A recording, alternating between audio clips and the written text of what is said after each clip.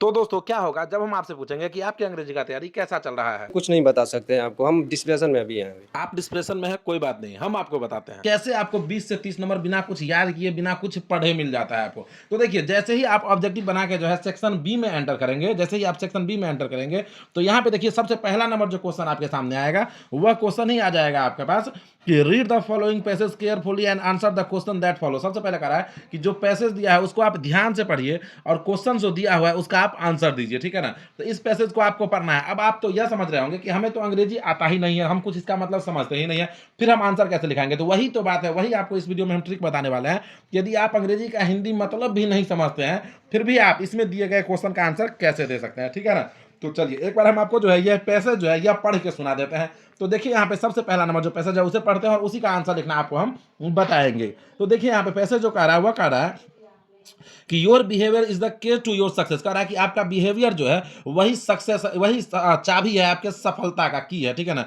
आगे कह रहा है यहाँ पे कि आगे कह रहा है कि well behaved person are always admire in society. कह रहा है जिसका बिहेवियर अच्छा होता है सोसाइटी में उसे वो हमेशा एडमायर किया जाता है। अगला क्वेश्चन है कि आगे कह रहा है कि a polite teacher can create interest in students their learning increase if the teacher is kind and आगे क्या करा है आपका परस्यूसिव।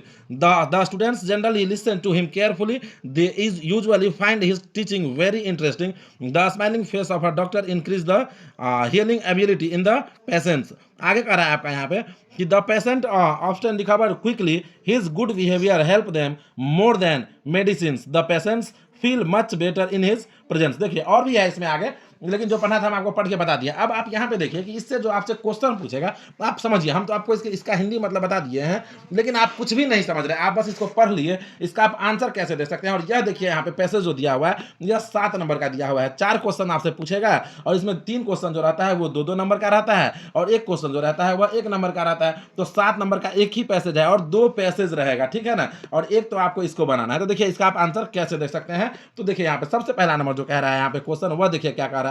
तो क्वेश्चन कह रहा है यहाँ पे कि what can a kind teacher achieve.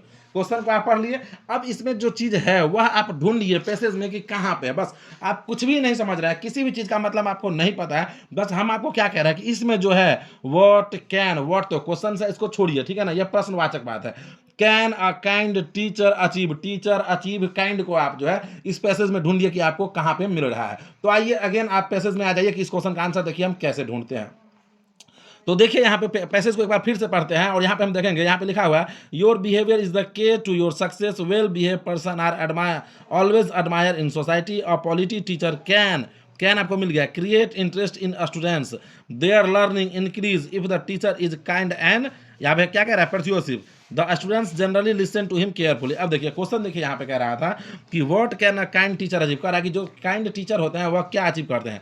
तो यहाँ पे देखिए काइंड आपको कहाँ पे मिला है, यहाँ पे मिल रहा है आपको, यहाँ पे आप देखेंगे यहाँ पे लिखा हुआ है if the teacher is kind. देखिए यहाँ पे if the teacher is kind, ठीक है ना, if a teacher is kind and persuasive, the students generally listen to him carefully. कह रहा है इसका आंसर हो जाएगा कि यदि टीचर जो है ना वह काइंड हो, ठीक है ना, प्रिसेसिव हो, तो स्टूडेंट्स जो होता है ना जनरली उसे आराम से अच्छा से ध्यान पूर्वक सुनते हैं। अब आप कहेंगे कि इसमें हम आंसर कहाँ से लिखे, तो आपको काइंड मिल गया। अब काइंड के आगे पीछे देखिए आपकी फुल स्टॉप कहाँ पे है, यह शुरुआत कहाँ से हुआ है, तो आपको दिखेगा कि यह शुरुआत हुआ है इफ से, है ना, इफ से शुरू हुआ है। तो यहाँ से लेके और केयरफुली तक आप आंसर लिखिए। आप बताइए कि इसका आंसर आपको नहीं पता था, मतलब नहीं पता था, लेकिन आप आंसर लिख लिए कि नहीं लिख लिए। आपको ध्यान से देखना है, पूरा वीडियो को ध्यान से देखिए और हम आपको बताएंगे कि कैसे आप 20 से 30 नंबर ऐसे ही बढ़ा सकते हैं आप अपने इंग्लिश के मार्क्स में। और पास होना तो आप छोड़ ही दीजिए, क्योंकि ऑब्जेक्टिव जो यदि आप 50 को बनाएंगे तो 15 को तो वैसे ही सही हो जाता है, 15 से 20 ऑब्जेक्टिव है ना, वैसे ही सही हो जाता है। और 30 नंबर यदि यह बढ़ गया 20 से 30 नंबर आपका, तो 50 नंबर आपका अंग्रेजी में मिनिमम ऐसे ही आ जाएगा, ऐसे ही आ जाएगा, बिना कुछ पढ़े बिना कुछ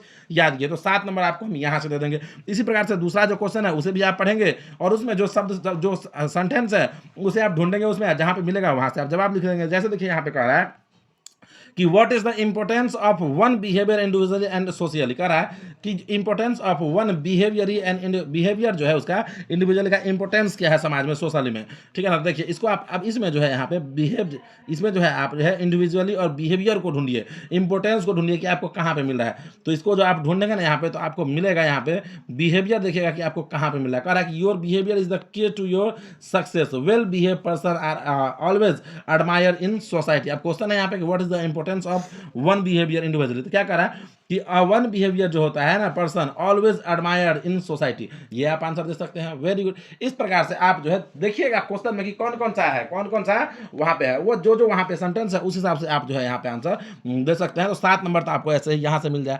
आगे और में करके एक और पैसेज है, लेकिन आपको दो में से कोई एक ही बनाना रहेगा। फिर जैसे ही आप दूसरा नंबर क्वेश्चन पे आएंगे तो दूसरा नंबर क्वेश्चन देखिए अगेन आपसे फिर वही कहेगा कि read the following passage carefully and answer the question that follow. कह रहा है कि जो पैसेज दिया हुआ है उसे आप ध्यान से पढ़िए और जिन नीचे क्वेश्चन दिया हुआ है उसका आप आंसर दीजिए। चलिए एक बार हम आपको पैसेज थोड़ा सा पढ़ के बताते हैं, फिर खोजेंगे इसका आंसर की आंसर क्या हो जाएगा।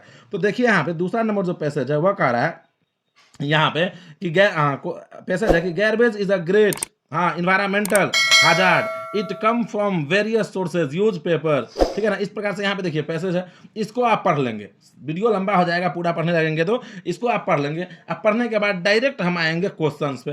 अब क्वेश्चन देखिए यहाँ पे सबसे पहला नंबर जो क्वेश्चन है वह 1 नंबर का है, बोले थे आपको कि 7-7 नंबर का रहेगा दोनों पैसेज में क्वेश्चन। तो देखिए यहाँ पे सबसे पहला नंबर जो क्वेश्चन है वह है कि what happened to the, question है कि what happened to the disposed material at the recycling centre. कह रहा है कि जो डिस्पोज्ड मटेरियल होता है उसका रिसाइकलिंग सेंटर में क्या होता है। तो देखिए यहाँ पे आंसर इसका क्वेश्चन को यहाँ पे जो पैसेज है उसको पढ़िए और यहाँ पे आप ढूंढिए कि रिसाइकलिंग कहाँ है, मटेरियल कहाँ है, डिस्पोज्ड कहाँ है। तो आपको जो इसमें ढूंढेंगे तो आपको यहाँ पे कहीं ना कहीं पे जो है रिसाइकलिंग आपको मिल जाएगा, ठीक है ना। तो इसको आप पढ़ते जाइएगा और देखिए कि कहाँ पे आपको रिसाइकलिंग मिल रहा है, ठीक है। तो रिसाइकलिंग देखिए आपको यहाँ पे मिल रहा है, रिसाइकल्ड आपको दिख रहा होगा, दिख रहा है ना रिसाइकल्ड, जहाँ पे आप स्क्रीन पे देख रहे हैं। इस प्रकार का आप जो है सेंटेंस ढूंढिए, ठीक है। और रिसाइकल्ड जैसे ही आपको मिलेगा तो देखिए यहाँ पे क्या कर रहा है, फुल शब्द यहाँ से लगा रहा है कि a lot of trash that is throw away contain material that can be recycled and refused such as a paper, metals and glass which can be sent to the nearest recycling center or disposed of to the junk dealer, ठीक है ना। तो देखिए आराम से आपको इसका answer मिल गया कि नहीं मिल गया। डिस्पोज लिखा हुआ है, रिसाइकलिंग लिखा हुआ है, मटेरियल लिखा हुआ है, इसका आंसर आप आसानी से ढूंढ लिए। इसी प्रकार से जो अगला क्वेश्चन है उसका भी आंसर आप ढूंढेंगे कि कहाँ पे लिखा हुआ है, यहाँ पे गार्बेज कहाँ पे लिखा हुआ है। अब गार्बेज को आप ढूंढेंगे यहाँ पे तो शुरू में ही लिखा हुआ है कि garbage is a great environmental hazard. कह रहा है वो क्वेश्चन है कि what does garbage come from, the garbage is a great environmental hazard, it come from various sources used paper.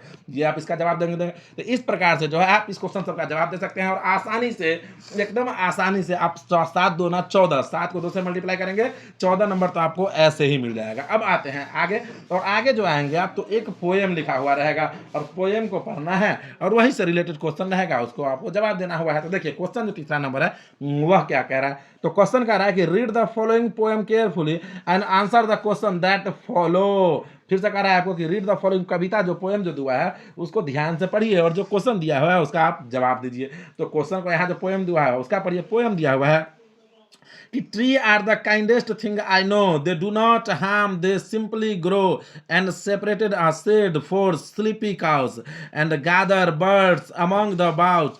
They are the first when the day begins to touch the morning sun. They are the last to hold the light when evening changes into night. And when the moon floats on the sky, they hum a drowsy loud, यहाँ पे क्या लिखा हुआ है, lullaby of sleepy children long ago. Trees are the kindest thing I know. इस poem को हम पढ़ लिए, पोएम को पढ़ लिए, इसका हमको जवाब देना है इस क्वेश्चन का। तो देखिए यहाँ पे सबसे पहला नंबर जो क्वेश्चन है वही कह रहा है कि why does the poet call the tree the kindest thing he know. अब यही सब शब्द जो है आप इसमें ढूंढिए कहाँ पे आपको मिल रहा है, यही सब शब्द ढूंढिए और इसी के हिसाब से आपको क्या करना है, इसका भी जवाब देना है। तो यहाँ से भी आपको जो है 6 नंबर मिल जाएगा। तो 7 दूना 14 और 6 20, जैसे ही उसका आप जवाब दिए वैसे ही यही सब शब्द आप उसमें ढूंढिए कहाँ पे आपको मिल रहा है और आसानी से आप उसका भी जवाब दे सकते हैं। कोई प्रॉब्लम नहीं होगा, कोई प्रॉब्लम नहीं होगा। और आप हमें बताइए कि 20 नंबर हम आपको ऐसे ही बता दिए, 7 दूना 14 और 26, जो कि एकदम आसानी से आपको मिल जाएगा। अब बात करते हैं आगे, और आगे जो ट्रिक है उसको हम आपको बताने वाले हैं मेरे भाई कि उसे आप कैसे बनाएंगे। तो देखिए यहाँ पे चौथा नंबर जो क्वेश्चन आएगा वह है यहाँ पे कि answer any 5 of the following questions. कह रहा है कि 10 क्वेश्चंस यहाँ पे दिया हुआ है, कह रहा है कि इसमें से किसी 5 क्वेश्चंस का आप जवाब दीजिए, ठीक है ना। प्रत्येक क्वेश्चन के लिए 2 नंबर है। अब देखिए आपको सबसे पहला नंबर क्वेश्चन पढ़ के बताते हैं। क्वेश्चन है कि what happened to the tree, ठीक है ना, what happened to the tree refer to by mister Johnson. अब हम आपको बता रहे हैं, इसके बारे में आपको कुछ भी नहीं पता है, कुछ भी नहीं पता है, हमको भी कुछ भी नहीं पता है, लेकिन क्वेश्चंस को बना के आना है मेरे भाई। आप याद रखिएगा, देखिए आप जब कभी भी किसी सब्जेक्ट में फेल करने लगते हैं, नंबर आपका कम होता है, तो जो कॉपी चेक करता है, जो निरीक्षक होता है, जो कॉपी को चेक करता है ना मेरे भाई, वह जितना हो सके कोशिश करता है कि आपको फेल ना करे। तो उसके लिए आपको क्या करना होता है कि कॉपी में कुछ ना कुछ तो आप लिखिए, क्वेश्चंस का जवाब आप दे के आइए। तो अब इसके लिए आपको क्या करना है, तो यहाँ पे आप खोजेंगे कि what happened to the tree refer to by mister Johnson.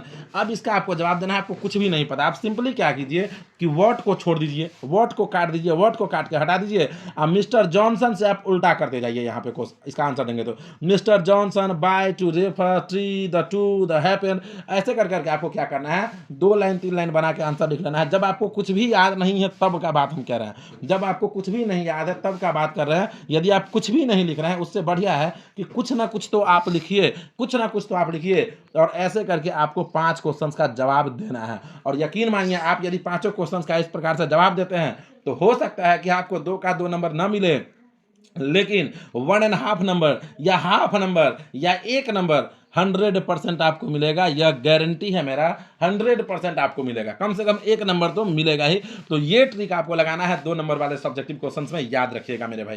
कोई दिक्कत है? कोई दिक्कत नहीं है। तो ये आप 2 नंबर वाला में लगा लेंगे तो 5 क्वेश्चन है तो 5 नंबर आपको ऐसे ही मिल जाएगा। अरे मिलेगा ही, 100% मिलेगा, यकीन मानो। यही ट्रिक लगा लगा के बहुत सारे बच्चे अंग्रेजी में 50+ नंबर लाए हैं, 50-50 नंबर लाए हैं, 55-55, 60-60 नंबर लाए हैं। बस इस ट्रिक को लगाओ, ठीक है। आगे आ जाइए और देखिए 5वां नंबर जो क्वेश्चन रहेगा वह यहाँ पे है, right a paragraph on any of the following about 60 to 70 words. देखिए 5 नंबर का क्वेश्चन है, वो पैराग्राफ आपको लिखना है 5 में से किसी एक पे 60 से 70 वर्ड में। अब आप किसी एक चीज को देखिए, हम क्या कह रहे हैं आपको कि किसी एक चीज पे आप याद कर लीजिए पैराग्राफ। अब जैसे आपको करप्शन पे लिखना है, आपको याद है यहाँ पे माइट इज राइट पे, तो जहां जहां माइट इज राइट है वहां वहां करप्शन कर दीजिए, समझ गए। अब जैसे आपको याद है क्लीन इंडिया मूवमेंट पे, लेकिन वह नहीं पूछा, करप्शन पूछ दिया है, तो जहां जहां क्लीन इंडिया मूवमेंट था ना वहां वहां करप्शन कर दीजिए। इस प्रकार से आप जो है आराम से 60-70 वर्ड बना दीजिए। अब 5 नंबर का क्वेश्चन है तो 1 ना 2 नंबर आपको मिल ही जाएगा।